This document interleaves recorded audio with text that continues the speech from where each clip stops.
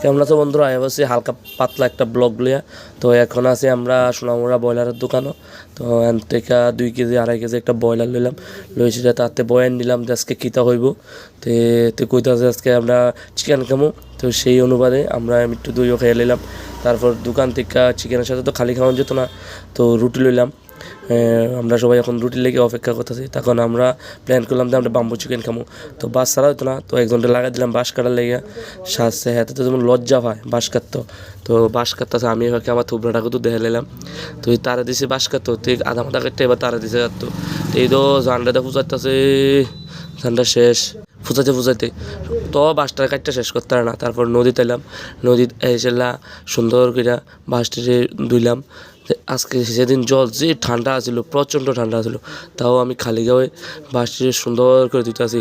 ধুইতে ধুইতে দিই ভিতরে ময়লাটি ঠিক মতো জানা, তো আবার পরিষ্কার করতেছি সুন্দর করে। উপরে লেয়ারটি পরিষ্কার করে একটু দেখতেছি যে ঠিক আছে নি জলটি। তো আরেকটা ভিডিও করতে গেছে, তো এমন ভিডিও করতেছে পুরো জুম করে ভিডিও করে, আসেনি কোনো যুক্তি আছে।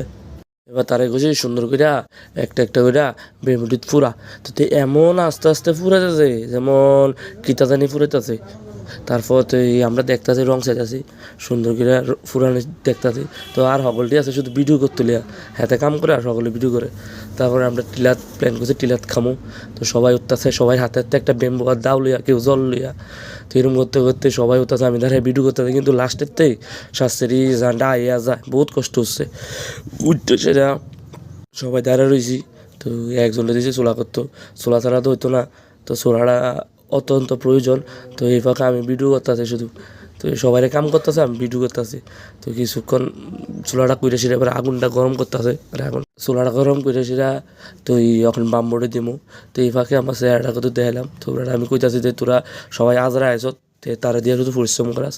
তো মোটামুটি আগুনটা ধরানোর পরে বেম্বুটা বয় দিছি। তো বেম্বু ধরা হয়েছে পরে প্রায় আধা ঘন্টা 1 ঘন্টার মতো এটা হইতাছে। তো বাতাসের লাগে ঠিক মতো হইতাছে না। তো তারা কই তুই গামছাটা ধর, তুই তোদের গামছাটা ধরে রাখতেছে। তো এই ফাঁকে মোটামুটি আগুন ভালোই চলতেছে। এবার লাগলো আর কি কেউ জানা আর কি কাঁপতো।